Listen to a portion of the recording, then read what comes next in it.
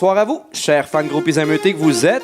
Bienvenue à ce 7e épisode d'un podcast nommé Les Chevaliers de la Première Ronde.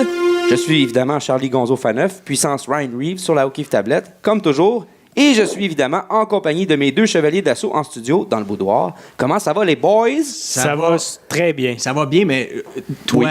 tout d'abord, comment vas-tu? Moi, je suis aussi excité qu'un Kotkaniemi devant sa première paire de boules chez Paris.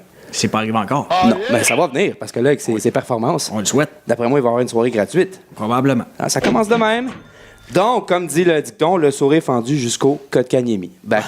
On a Olivier Daigneault, avec sa voix aussi chaude qu'un Eddie Kreishman sur les Prozac. Comment ça va? Ça va super bien. As-tu amené mon Paxil? Comme d'habitude, mais je t'ai rajouté un petit peu de Quadil aussi. C'est assez... Les deux mixés, là. On devrait bien dormir. Ça devrait. On présente les commanditaires pseudo-officiels qui ne le sont pas encore, mais vont sûrement le devenir un jour. Là, j'ai vraiment hâte parce qu'il fait soif ici. Oui. Les brasseurs du monde, découvrez, dégustez. Avec ma voix, hein? Oui, ça, c'est payant. Ça donne soif. Ben, moi, j'ai commencé à boire à midi. Là. Aujourd'hui, j'ai pas pris de chance avec ma bronchito-sinusite qui me tenaille depuis 2011, là, qui s'est transformée en amygdalite la semaine dernière. C'est plus une malédiction, là, comme la tuberculose qui revient. Puis j'ai entendu dire que l'urinothérapie serait un bon moyen de guérir ça. Fait que les boys, si vous pouviez pisser dans un petit bucket avant de partir, ça serait apprécié. Ouais, avec grand plaisir. Voilà. C'est fait. On a également Charles Bassière Hamel Premier, bruteur officiel du podcast, mais aussi capable de parler. Et oui, bien oui, bonsoir. Puis un jour, je vais sûrement arrêter de massacrer ton nom. Mais Non, continue. Les Continue, on aime ça. Les noms composés, moi, Moi, j'aime ça. je suis pas né avec ça. Et nous avons également un clavier de première ronde en ligne. Julien Rancourt, toujours là? Toujours là, les gars. Excellent, fidèle au poste. Donc, avant de commencer, on va jouer au fameux jeu, là, les questions insipides mais ô combien importantes. Alors, on y va tout de go. Vous êtes prêts? Oh oui. Yes, sir, Okay. Miller. Comment crois-tu que le nouvel entraîneur des Kings de Los Angeles va pouvoir relancer l'équipe? A. Demander à Jonathan Quick de se faire greffer des nouvelles hanches. Ou B. Demander aux féministes extrémistes de LA, si ça existe, si Slava Voinov peut revenir jouer une saison au moins.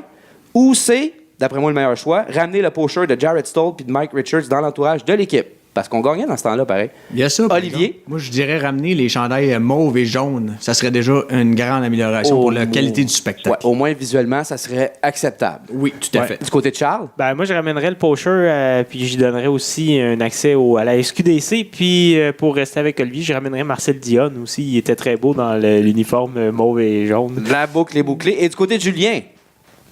Ben écoute, moi aussi, je vais y aller avec le pusher de Mike Richards, parce que Mike Richards, ça a coke, mais c'était tout un joueur. Eh oui, ça valait On s'en 86 d'OV dans ce temps-là. Là. Tout à fait, tout à Joueur fait. d'impact. OK, deuxième question. Si tu étais un calinours, quel signe aurais-tu sur le ventre? Hein? On connaît les calinours. Hein? Donc, Olivier. Le signe le signe de la croix, je sais pas. Ah, ben la croix, c'est bien. Oh oui, mais non, mais quand il est ours, non. Tant que c'est... Oui, OK. Charles? Moi, je prendrais le signe de pièce. Le signe de pièce, excellent. Du côté de Julien? Ben, je vais rester dans la thématique. Je vais y aller avec le signe de la couronne pour les Kings. Wow, ça, c'est Oh, bon. ouais, c'est bon, ça. J'aime ça. C'est Ben, moi, bon, ça ça. serait une O'Keefe tablette. Ah, ben oui. Ben oui, c'est ça. OK, vrai ou faux? Hein, un petit vrai ou faux, c'est toujours amusant. Bien sûr. Antiniemi garde des filets sans jackstrap depuis qu'il a subi l'ablation des testicules. Olivier. Tout à fait, c'est vrai. OK. Charles? Non, Il parle pas sûr. Pas Et du sûr. côté de Julien? Absolument vrai. Ben oui, ben c'est faux et vrai en même temps, mais c'est ça. C'est qu'il se claque un 41 de vodka avant un match, fait qu'il sent plus rien, donc il n'y a pas besoin de jackstrap. C'est pour ça qu'il a aussi l'air d'un funambule en ivresse devant sa cage. Ah, ben oui. Tout s'explique. Et pour la prochaine, vous avez le droit au ricochet. Votre actrice de film pornographique préférée, Olivier. Moi, je dirais vite de même Randy West. Excellent choix. Du côté de Charles? Moi, je vais prendre Stormy Daniels. Je l'ai jamais Oh. vu, mais on a beaucoup parlé. Et du côté de Julien? On va y aller avec un classique, gorge profonde. Oh, j'aime ça, j'aime Elle est ça. bonne, elle est D'accord. bonne, elle est bonne. Ouh, elle est bonne. Et moi, je vais prendre un homme, parce que Peter North, là, moi, il m'a oui. tout appris. Puis il a la même devise que Alexis Kovalev. Pressure on the shaft. Et Après, voilà. moi, un classique. Dernière question. Qu'est-ce qui vous enrage le plus, dans la vie, finalement? Apprendre que Selena Gomez n'est plus la plus suivie sur Instagram. Pas sérieux, toi? Mais je te le dis. De voir... Mais ça, j'ai tout pogné ça dans le sac de chips en Oui, passant. ben oui. De voir... Sur ces incroyables d'informations. Oui, de voir que Justin Bieber, imagine-toi donc, il a maltraité un burrito. C'est pas incroyable. Dégueulasse. Olivier Primo en politique. Quoi? Ouais, ça a l'air que c'est vrai. ou Carl Osner sur l'avantage numérique? On va coucher, toi. Je te le dis. Carl Osner sur l'avantage numérique, Oui. mais pourquoi pas? Ben, pourquoi pas, hein? Tu sais, tant qu'à avoir quelqu'un qui est pas vite. Oui, puis avec un bâton du mauvais bord. En plus.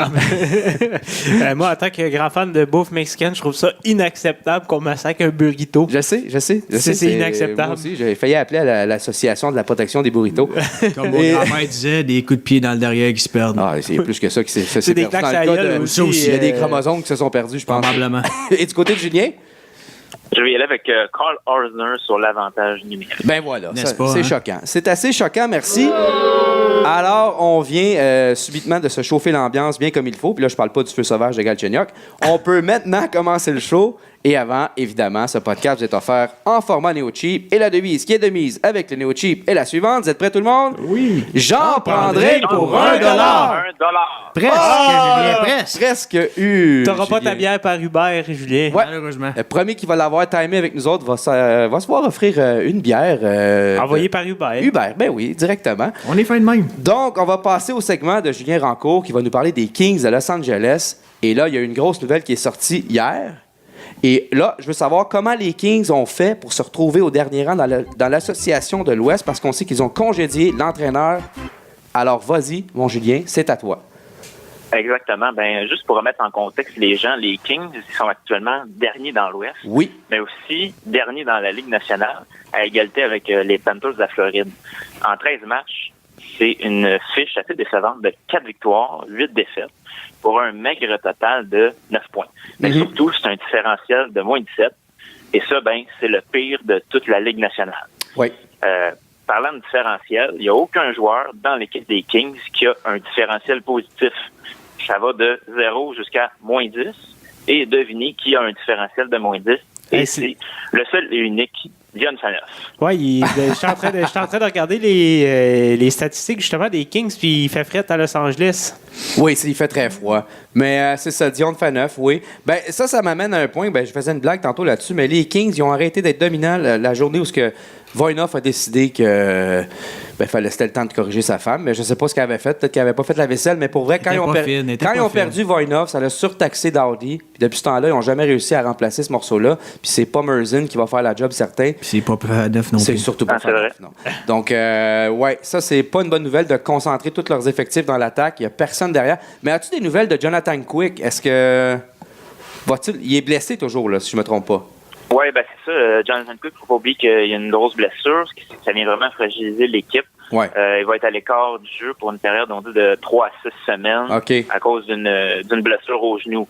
Donc ça, c'est sûr que ça vient vraiment pas aider l'équipe qui est dans une mauvaise passe. Là, Ouais. mais ils sont pas arrivés au dernier rang de la LNH tout seul. Là. Non. Après trois victoires à leurs 4 premiers matchs, c'est après ça vraiment que ça s'est gâté pour les Kings. Mm-hmm. Les 8 matchs qui ont suivi, les Kings en ont perdu 7, dont 6 consécutifs. Puis on parle pas de petites défaites par un seul but, on parle de défaites humiliantes, là, comme mettons 5-1 contre Ottawa, 7-2 contre les Islanders, puis même 5-1 contre Buffalo, puis là j'en passe. Ouais. Puis ça, ben faut dire que ça a eu raison malheureusement de l'entraîneur John Stevens. Mm-hmm. Après seulement 13 matchs, c'était seulement sa deuxième saison derrière le banc. Ouais. C'est sûr que c'est assez décevant pour lui, mais bon, on sait que quand ça va mal dans une équipe, celui qui écope le premier, c'est le coach. Fait que là, ça n'a pas fait exception à la règle à Los Angeles. Mais bon, il y a une petite lueur d'espoir. Les Kings, ils ont quand même gagné leur dernier match 4-1 contre les Blue Jackets de Columbus. Fait qu'on espère que ça va un peu relancer leur saison. Uh-huh. Ben, est-ce qu'ils pourraient pas sortir leur arme secrète cachée du nom de Peter Boudaille, tu penses? Ouais. Ouais, Peut-être. ça c'est sûr que c'est le gardien réserviste. Là. On a aussi Campbell. Ouais. C'est sûr que c'est pas des gros gardiens, mais bon, on espère qu'ils vont faire la job là, pour le temps que Cook sera pas là. On avait bon espoir, oui. On avait bon espoir envers Campbell, qui avait beaucoup de talent, puis dans les juniors, était bien coté par tous ceux qui suivaient sa carrière, mais c'est sûr que perdre un Jonathan Quick, qui est selon moi, techniquement, qui était parmi peut-être le meilleur au monde, parce qu'il n'y a pas grand gardien dans la Ligue nationale de hockey qui a un jeu de jambière comme lui au sol, sauf que, évidemment, avec sa technique qui est demandante sur la flexibilité, ben là, ça vous donne un gars qui est pas mal usé. Puis c'était pas mal un peu le seul qui pouvait pallier à cette défensive poreuse au maximum.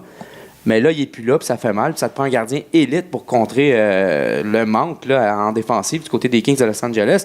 Mais justement, penses-tu que c'est l'âge qui est en train de rattraper les Kings de Los Angeles? Parce que je parle de Jonathan Quick qui est aussi usé qu'une chaise des années tranquilles, chaise berçante. Ça peut être ça aussi, là. Ben oui, c'est sûr que ça, l'âge, ça vient pas les aider. Là. Faut, parce que le noyau en ce moment des Kings, mais c'est pratiquement le même que celui lors de leurs deux dernières conquêtes de la Coupe Stanley en 2012-2014, à 1 ou 2 joueurs près. On parle de Drew Doughty, 29 ans, Jeff Carter, 34 ans, Andy Kopitar, 31 ans, puis le capitaine Dustin Brown, 34 ans. Donc, on voit bien que c'est pas une équipe qui tend à se rajeunir. Puis les meilleurs joueurs ont presque tous plus que 30 ans. Donc, c'est sûr que leurs belles années, sont déjà derrière eux ou presque. Là. Puis il faut mentionner que Drew Doughty a été surtaxé, surtout en séries éliminatoires. La saison que Voinov n'était pas là. Il a été surtaxé, là. J'ai pas le nombre de minutes devant moi, là, mais c'était pas. Non, c'est pas. Il doit quand même être assez usé, lui également, là, pour son 29 ans. Ben, c'est sûr, parce que Voinov, c'est le deuxième défenseur droitier. Fait que là, Doughty devient le premier et quasiment le seul. Fait qu'il joue des demi-heures par match. Là, c'est sûr qu'à un moment donné, tu peux pas avoir un rendement de 100% de ce joueur-là toutes les games si tu le surtaxes comme ça c'est sûr. Puis quand on a essayé de se renouveler l'été dernier, on a embauché une petite jeunesse du nom de Ilya Kovalchuk. Ouais. Mais quand même, c'est le meilleur marqueur de l'équipe en ce moment avec 11 points en 13 matchs. Oui, c'est ça. Il vient pas rajeunir, mettons, la moyenne d'âge de l'équipe, mais c'est sûr qu'il leur donne un gros coup de pouce parce que c'est le meilleur marqueur jusqu'à présent. Puis, il est vraiment électrisant. On voit qu'il en a pas perdu ben de sa touche quand il était en KHL. Il est vraiment encore au top. Mais c'est sûr que c'est un vieux joueur. Fait qu'ils ne pourront pas compter sur lui pour encore plusieurs années. Mais si on parle de vieux joueurs, contrairement à certaines équipes, le noyau, comme je disais, il n'est pas bâti autour de la jeunesse, de la rapidité ou même de la fougue, contrairement à ce qu'on voit de plus en plus à travers la Ligue nationale. Si on pense à des équipes comme les Flames de Calgary, l'Avalanche Colorado, les Jets de Winnipeg. Ouais, même aussi, on peut parler du Canadien, où on bâtit vraiment autour de ces éléments-là, la jeunesse puis la rapidité. On le voit vraiment cette année à Montréal avec les jeunes. C'est ça qu'on vise vraiment. Ouais. Puis tantôt on parlait de différentiel, mais c'est la même chose pour aussi la brigade défensive. C'est vraiment une brigade un peu usée, qui est assez vieille. Après, mettons, Doughty, Jake Muzzin, qui ont 29 ans. Les deux autres principaux défenseurs, c'est Dion Phaneuf et Alec Martinez, qui ont 33 et 31 ans. Puis Phaneuf, vraiment, là, ça fait longtemps que son meilleur hockey derrière lui. Oui, lui, quand il a découvert la testostérone, là, ça a été final bâton. On l'a perdu d'un vape. Oui, il n'est jamais revenu. Ouais, c'est ça. Vraiment, depuis qu'il a quitté Toronto, je pense que qu'il est allé à Ottawa, ça a dégringolé pour lui. Là. Les performances ne sont plus là. Puis on le voit avec les Kings, là, encore, avec la différentiel de moins 10. Je pense qu'il n'y a même pas un point depuis le début de la saison. Fait que c'est assez décevant pour eux. Puis on parle aussi du gardien, comme tu disais tantôt, Quick. Il est pas plus jeune, il a 33 ans. Puis il n'a pas joué beaucoup de matchs cette saison-ci. Non. Mais il y a eu quand même des statistiques assez décevantes avant sa blessure.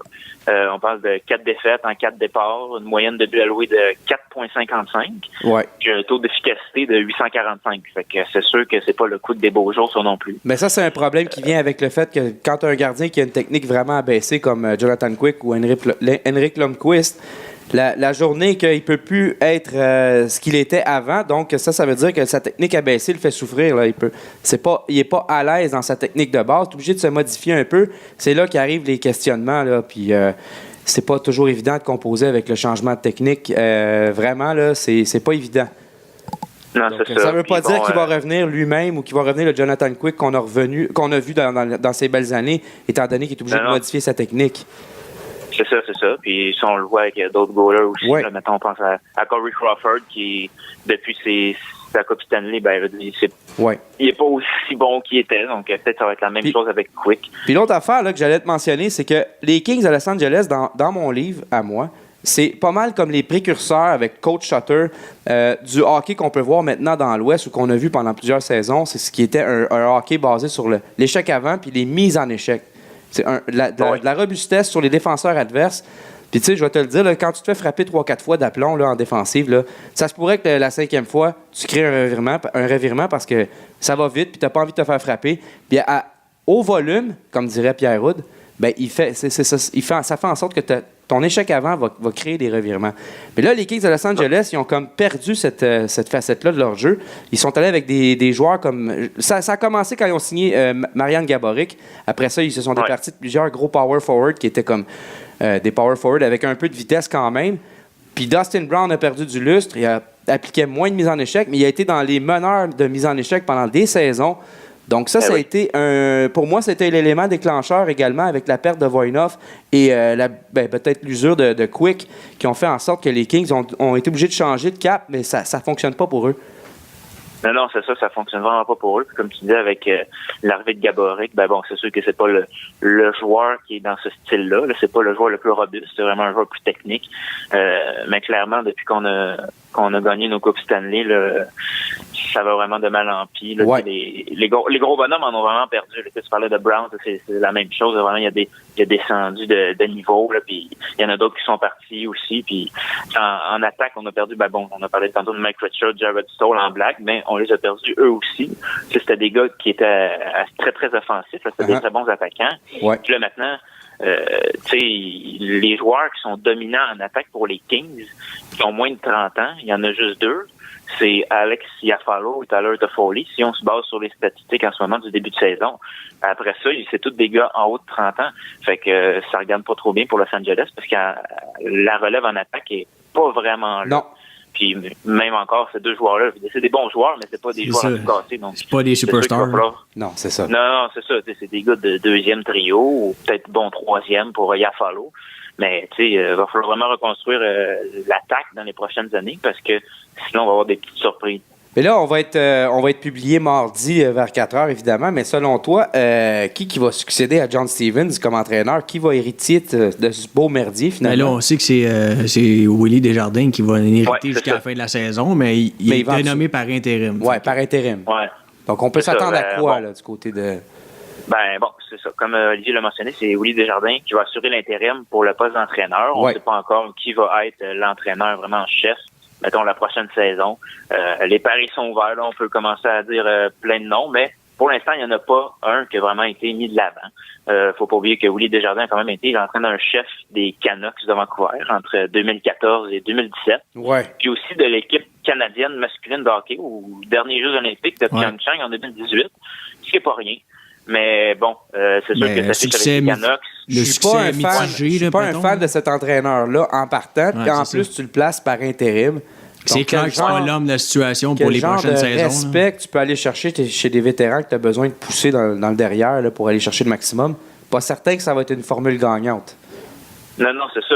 Willie Desjardins, c'est un bon entraîneur, mais avec tout respect, tu sais, sa fiche avec les Canucks, c'est pas le plus reluisant. Non, on parle de 109 victoires, 110 défaites, 2 saisons sur la barre des 200, puis en 3 saisons avec l'équipe, il a raté les séries 2 fois. C'est la seule fois où ils ont été en série, ils ont été éliminés en première ronde par les Flames. Oui, exactement. Fait que ça n'a pas été très, très concluant pour Willie Desjardins, mais bon, on va voir les prochains matchs s'il va être capable de redresser la situation à Los Angeles. On souhaite que oui, mais c'est sûr qu'on sait que, c'est pas l'homme de la situation. On va l'avoir pour cette année. Ouais. Mais on va voir l'an prochain qui va vraiment prendre les rênes de l'équipe pour les prochaines saisons.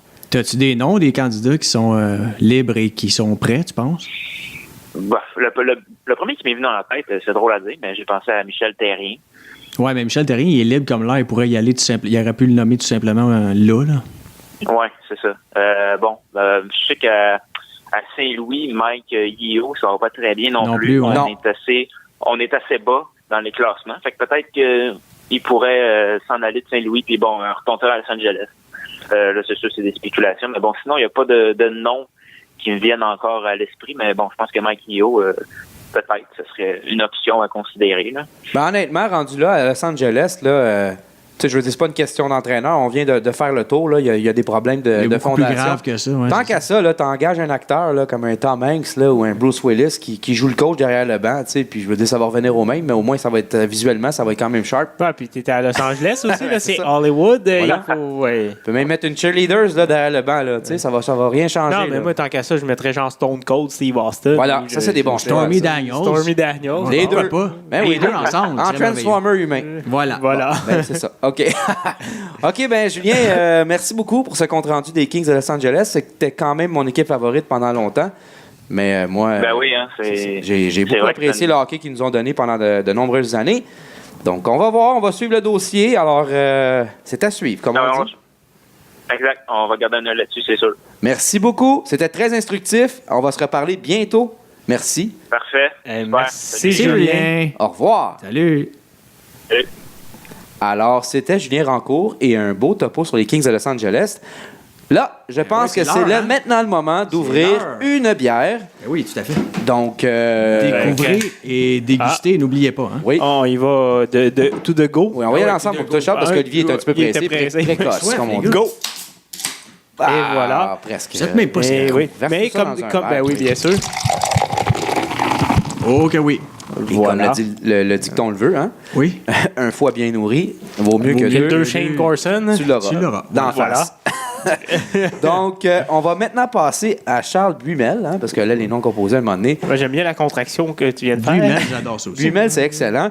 Alors, tu vas nous parler de quoi aujourd'hui? C'est toujours une surprise pour moi. C'est toujours une surprise. Oui. Ben, cette semaine, je m'excuse, j'ai copié un peu Olivier, puis je vais parler des Alouettes. Olivier a fait un cri du cœur la semaine passée. Oui, ça m'a inspiré. Oui, ben en fait, maintenant que la saison est terminée, là, que je m'excuse, que le calvaire est terminé. Oui, tout à fait.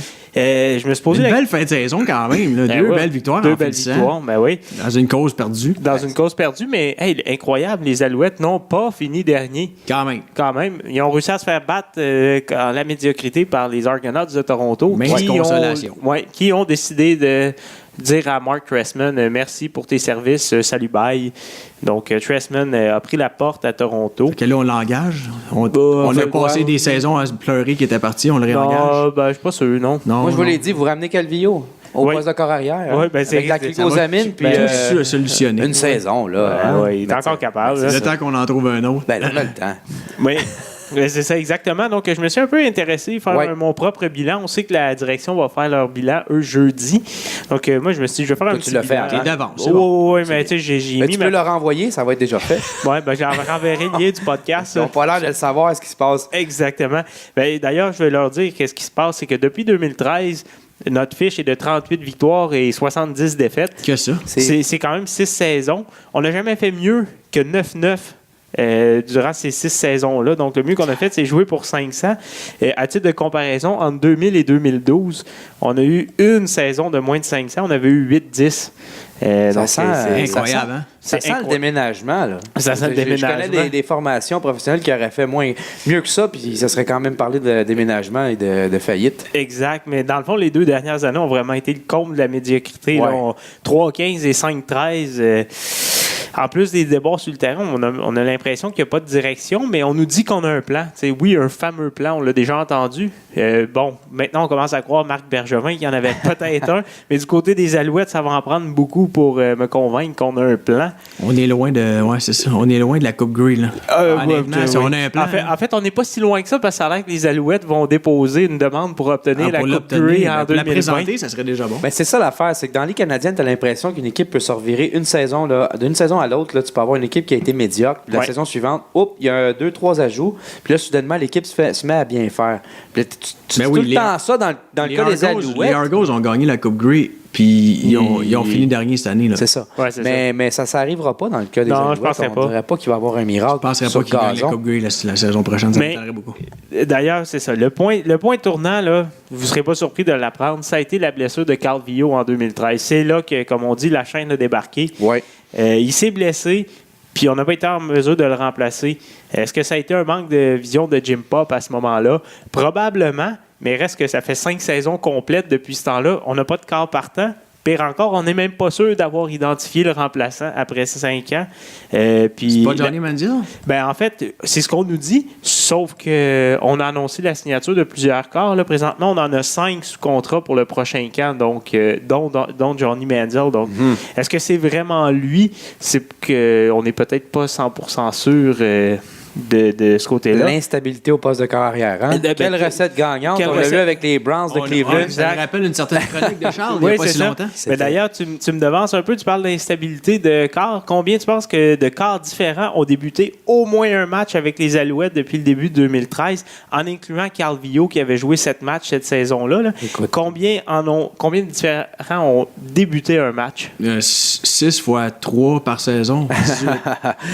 C'est peut-être plus que le nombre de cheerleaders à chaque match. Ah, OK, ouais. Ben, t'es fort. 18, c'est exactement ça. Ben, j'ai gossé, là. Je le savais pas. J'ai quand même, t'es allé dans l'exagération en plus. Non, mais je me suis dit 3 quarts par année pendant 6 ans. Ouais, ben en fait, ça a varié. Là. Il y a des années qu'on en a eu 5-6, puis d'autres 1 ou 2. Mais en fait, celui qui a eu le plus de départs dans cette période-là, c'est Darian Durant, puis il en a eu 15. Puis déjà, je pense que là-dessus, il y en a eu 5 de trop. Oui, effectivement. Ensuite, ça a été Kevin Glenn sur 2 saisons, à la fin de une et au début de l'autre, qui en a eu 12. C'était quand même des solutions correctes, mais c'était très temporaire. Les deux étaient dans la mi-trentaine. On ne se relance pas à long terme comme ça. Non, c'était des patchs. Là. Exact. Mais malgré tout, dans les 18, la plupart ont eu la chance de se faire valoir dans le sens qu'ils ont eu plusieurs départs. Il y a eu juste Brandon Bridge, Matthew Shields et Jeff Matthews qui ont été partants une seule fois. Mais un petit jeu que vous rappelez-vous de... Oui, ça j'adore ces jeux-là. Est-ce que vous vous rappelez de Josh Nice Wonder? Josh Nice Wonder, oui, un peu. Oui, ben c'est ça. C'est année 1 des 18. C'était un homme? C'était un homme. En fait, c'est lui qu'on avait identifié comme remplaçant Carl Vio à court terme. C'est finalement 5 départs et il n'est plus là. Un autre qui a tenté sa chance, c'est Alex Brink. Alex Brink, oui. Oui, voilà. 2 départs en 2014. Connu de parents et amis. Exact. Mais vous rappelez-vous surtout de Tanner Marsh et la fameuse March Attack. La March Attack, oh là là. Qui n'a duré que quelques matchs. J'avais liké sa page Facebook, mais je t'ai déliké ça. Ça n'a pas été long, hein? T'es rapide à liker. Moi, je suis comme ça. Je te donne un test. Ça fait pas l'affaire. Ouais, ben ouais, tu unlike. Tu me postes une vidéo de chat, moi, bye. OK, salut, bye. Donc, tout ça pour dire que pendant que nos corps cette année, là, les 5, 6, 7 qui ont essayé de lancer des ballons cette année, ils se démenaient, dans la Ligue canadienne, il y en a 3 qui ont réussi à lancer pour plus de 5000 verges, soit Mike Riley à Edmonton, Jeremiah Masoli à Hamilton et Bo Levi Mitchell à Calgary. On serait dû pour un concours qui veut être le corps arrière des Alouettes pour un match. C'est peut-être qu'on ferait pas pire. Qu'est-ce qui se passe? Et toi, avec les bretzels. Oui, c'est ça. Amène-toi sur le terrain. Mais tout ça pour dire que quand tu marques pas beaucoup de points, c'est très difficile de gagner. Cette année, on a marqué seulement 345 points. Donc, c'est environ 19 par match. Puis quand ton différentiel est de moins 167... Combien? Moins 167, c'est pas facile de gagner. Juste à titre de comparaison, cette année, Winnipeg a marqué 550 points, soit 205 de plus que les Alouettes. C'était assez impressionnant, les varlopes qu'on a mangées. Oui. Et du côté de Calgary, le différentiel, c'est eux qui menaient. Comme je vous disais, les Alouettes étaient à moins 167, pardon. Calgary, eux, étaient à plus 159. Ils étaient dans... Mais c'est pas si pire. Non, c'est pas si pire. Parce que l'année passée... Il y a eu des Pokéballs? Il y a eu des Pokéballs. Non, à 20 $.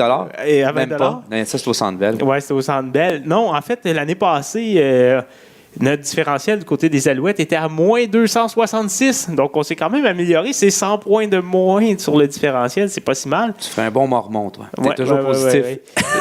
Puis, on avait inscrit seulement que 314 points.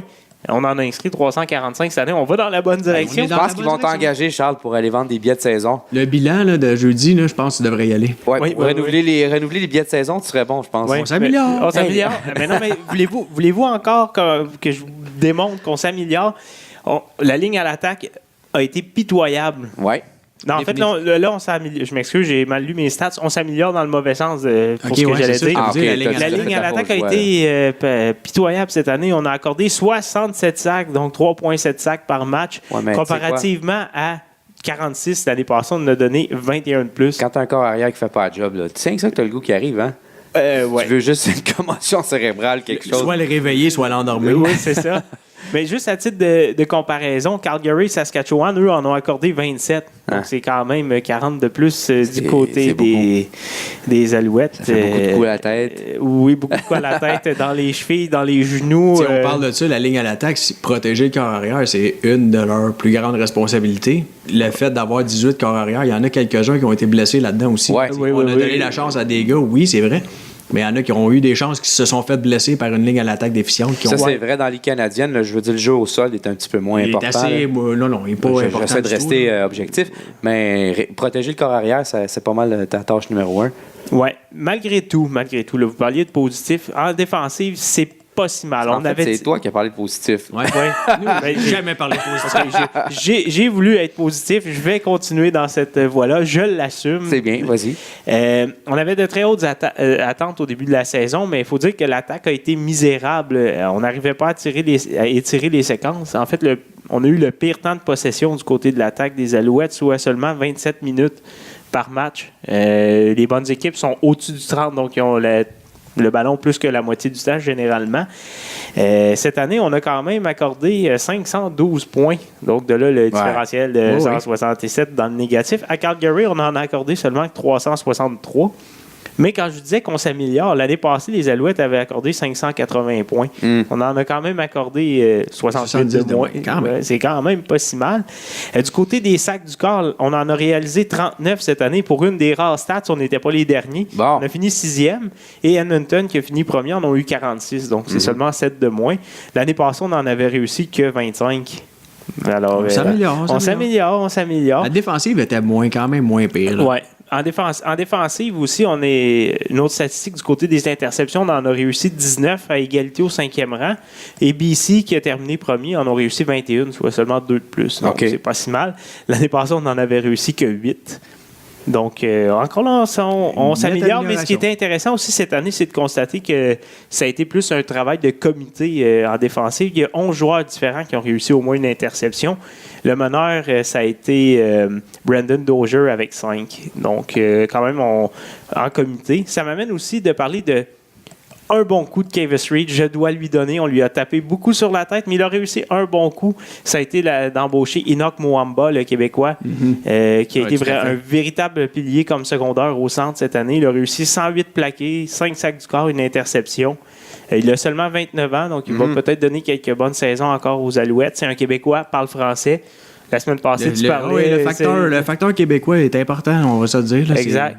Il a joué son football aussi au Canada universitaire, donc vraiment... Oui, parce que pour ceux qui ont peut-être raté l'épisode de la semaine dernière, on parlait avec Olivier du fait que...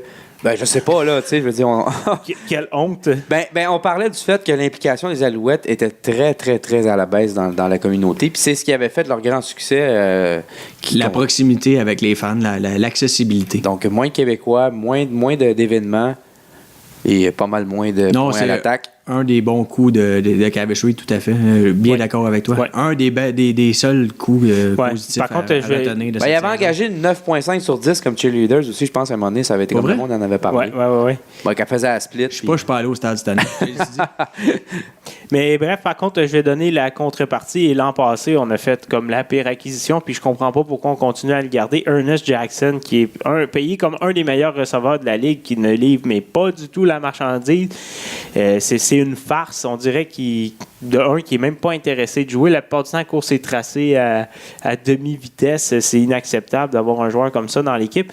Puis ça, c'est une des priorités du côté des Alouettes, de se trouver un ou deux receveurs fiables pour venir appuyer B.J. Cunningham, qui a manqué une bonne partie de la saison. Et Eugene Lewis, qui en fin de saison, lui, a montré de beaux signes parce qu'on a des corps avec peu d'expérience. Donc, c'est nécessaire d'avoir des bons receveurs, au moins quand le ballon arrive, attrape-le. De l'attraper, oui. Oui, c'est ça. Quand il réussit à lancer le ballon, peux-tu essayer de le rattraper?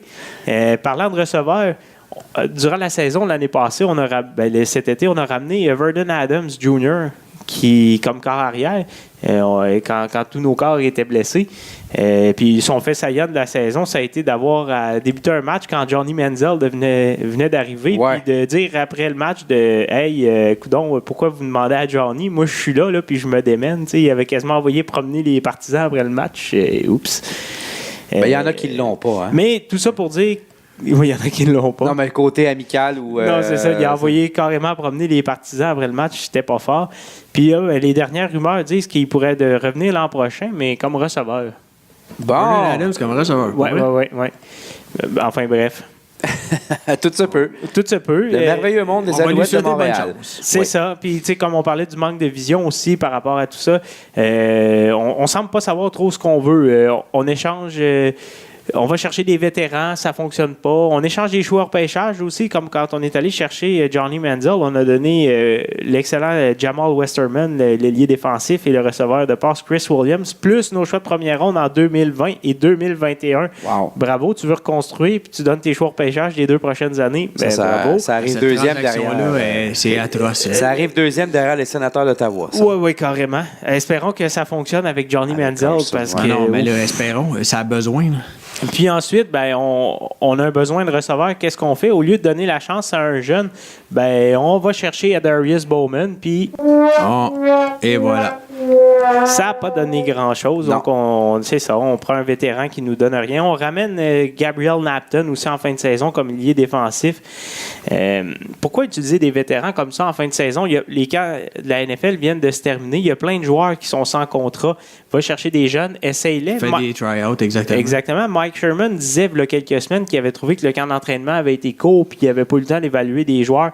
Ben là, tu as du temps. Là, la saison, ça fait longtemps qu'on sait qu'elle est dans la poubelle. Avec 3 victoires, 10 défaites, tu peux y aller là, à se faire des essais. Là. Exactement.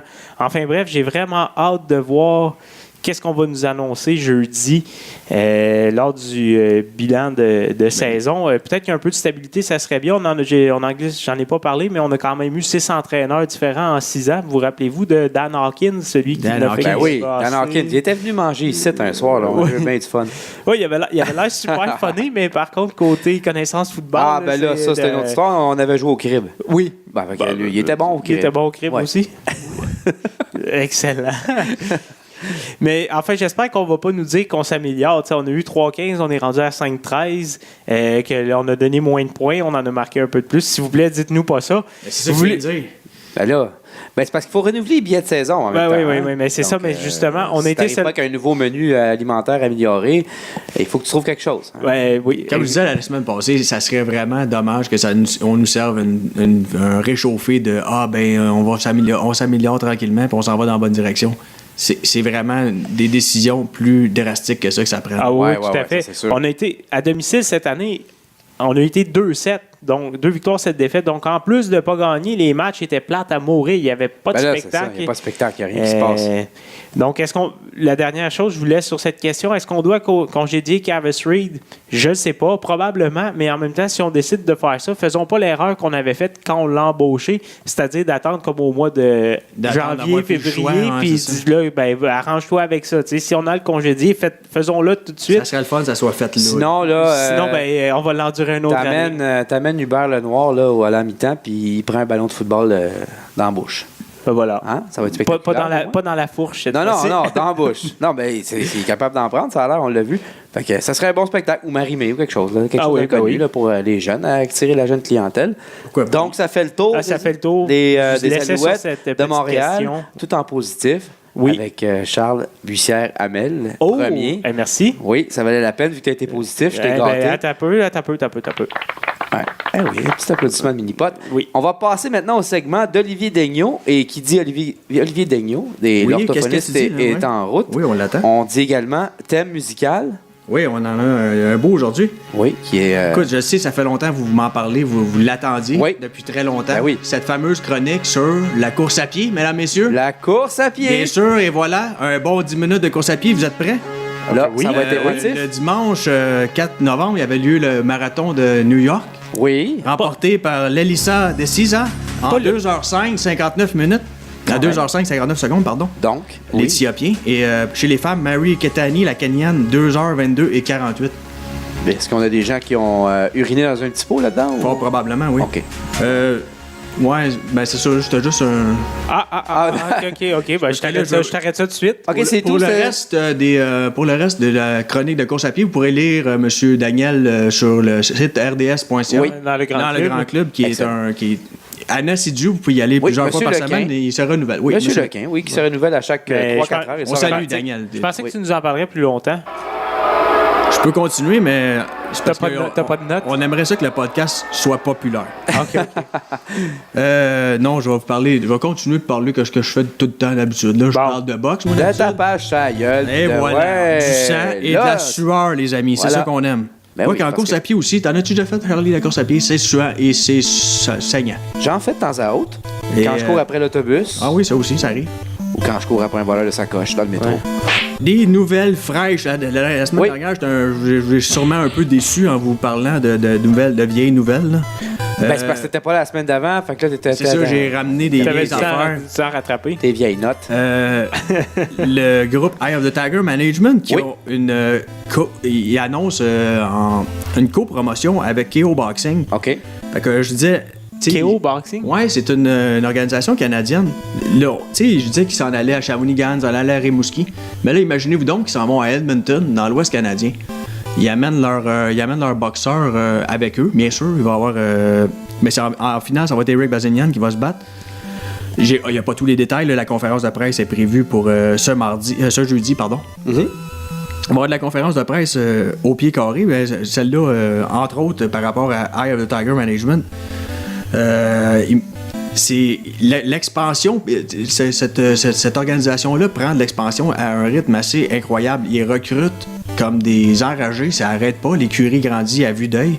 Et puis là, on s'en va dans l'Ouest canadien faire une promotion à Edmonton, un gala à Edmonton.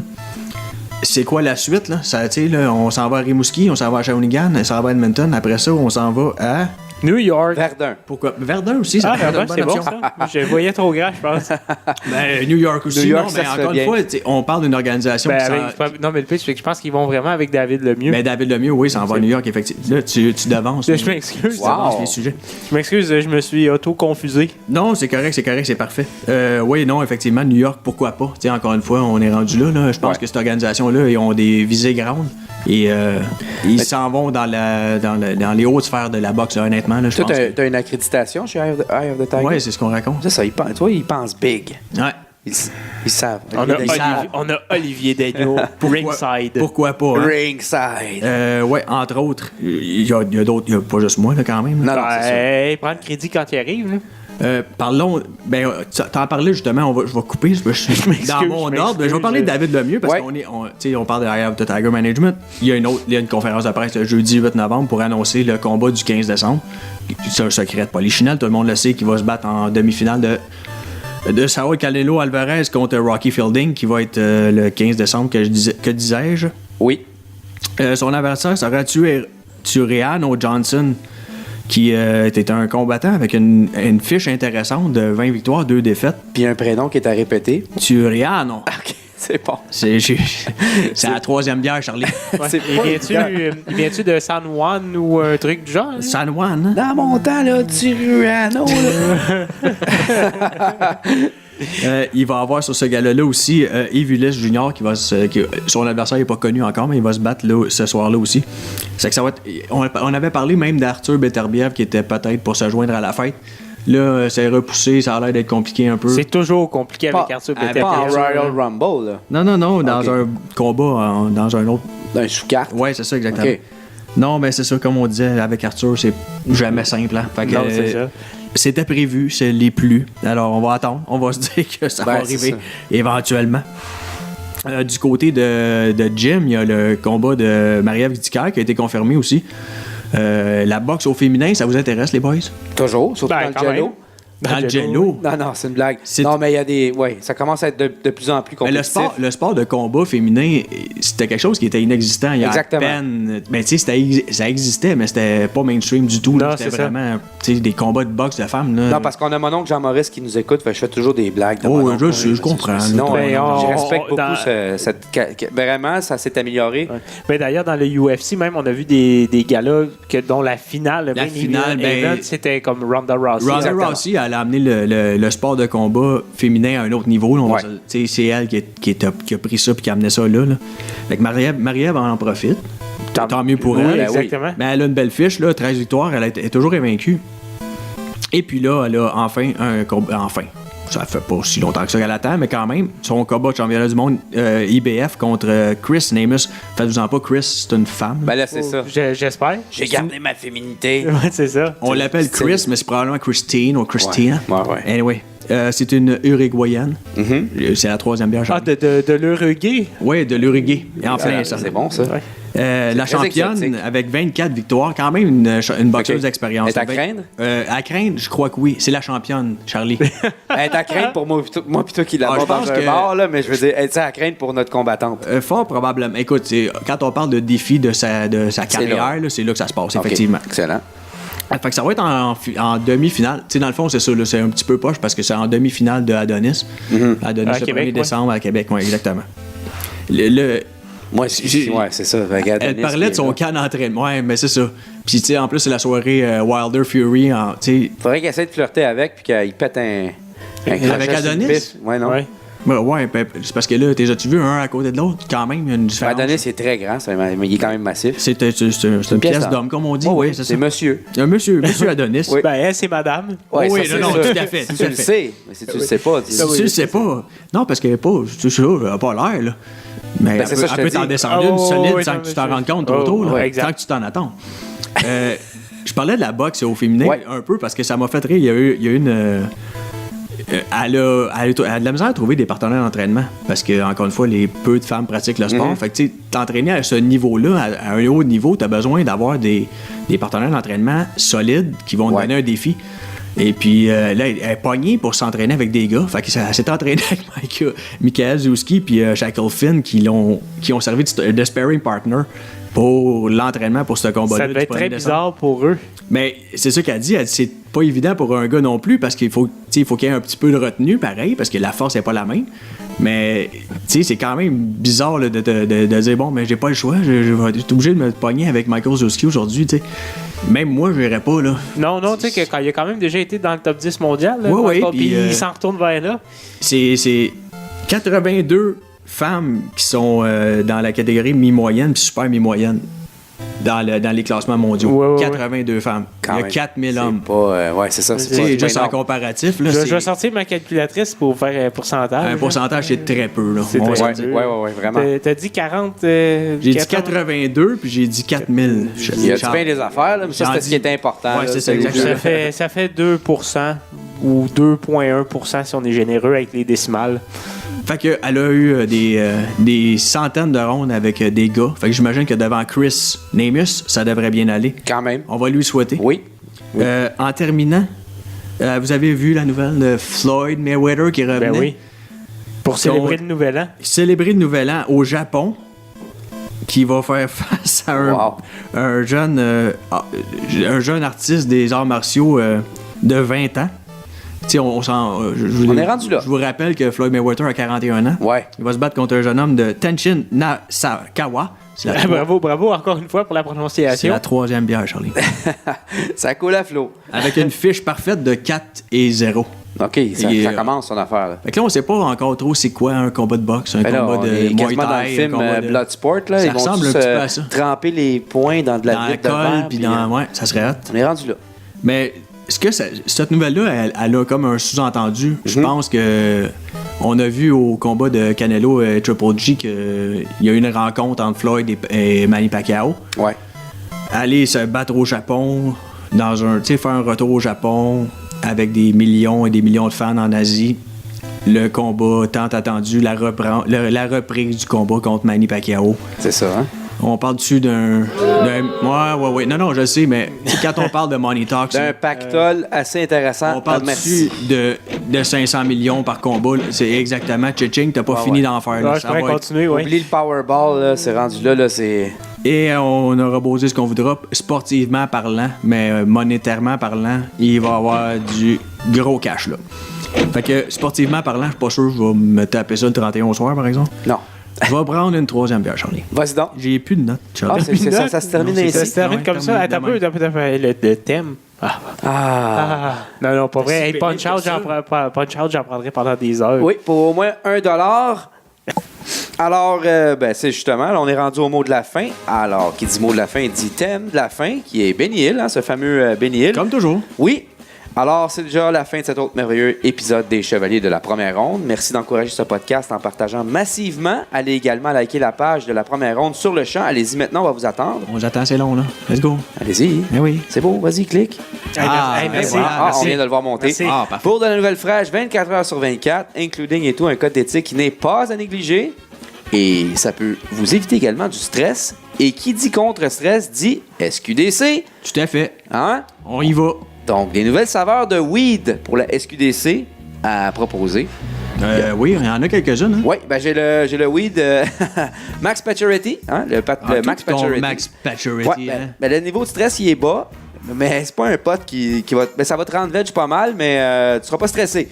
Puis ça se peut que tu noies un peu, là. Fait que je te conseille d'éviter les travaux manuels. Puis si tu fumes ça, écrase-toi dans le couch, puis bouge plus. Puis à ce qui paraît, quand t'es bien gelé sur le pote Max Pacioretty, là, écoutez mes épisodes de Mr. Bean, c'est vraiment hilarant. Ça devrait être gagnant. Toi, Charles, t'en as-tu des moi, saveurs à conseiller? Oui, moi, je vais donner ce qui va contrebalancer le Max Pacioretty. J'irai avec le Joanie Rochette, qui est qui est doux, léger et gracieux. Oui. Moi, pour rester dans la thématique, moi, j'ai le weed de Mike Tyson. Lui, il était somnique d'une shot. En moins d'une minute, mon gars. Paf! Paf, c'est terminé. T'es assis dans le divan. Tu vas peut-être t'arriver avec un lobe d'oreille en moins, mais... Ça, c'est pas grave, ça. C'est correct. Puis moi, j'ai le weed Ryan Reeves, hein, évidemment. Bien sûr. Aucune chance d'être légume là-dessus, puis tu vas rester énergique longtemps. Tu vas peut-être même avoir envie de bench-presser le plus gros doute de ton gym. Effet secondaire, par contre, tu vas avoir envie de sacrer après le pusher parce que tu vas avoir fait des trous dans le mur avec tes poings. Mais ça, c'est un effet secondaire. Fait qu'essaye pas le Crystal Meth Ryan Reeves. Non, on n'essaye pas ça. Fait que il y a aussi le weed Hubert Lenoir. Ça développe ton côté artistique, mais ça se peut que tu finisses en train de sucer tous les objets de la maison. Mon préféré. Et il y a le weed Pablo Sandoval. Je sais pas ce que ça fait, mais wow, des calices de munchies, mon gars. Ok, oui. Donc, sur ce, merci à mes collaborateurs, qui sont Charles Bussière-Hamel. Eh bien, merci. Et Olivier Daigneault. Tout le plaisir était pour moi, voyons. Nous avions... Mes hommages. Oui, merci. Nous avions Julien Rancourt qui était là. Oui, t'es bon, Julien. Merci également à nos 74 auditeurs. Ça a monté. Oui, on est rendu là. Ça monte. Sans vous autres. Oui, vas-y donc. Ben, ce que j'allais dire, c'est que surveiller, on va être multiplateforme très bientôt. C'est vrai. Tu fais bien de le mentionner. Google Play, iTunes, everywhere. Et voilà. Puis vous le All savez. over the world. Et maison. Puis si vous le faites pas, vous le savez ce que vous risquez. Non. Ryan Reeves va vous unfriender. Ah non. Vous voulez pas ça. Non, vous voulez certainement pas ça. Alors, merci à tous. Au revoir.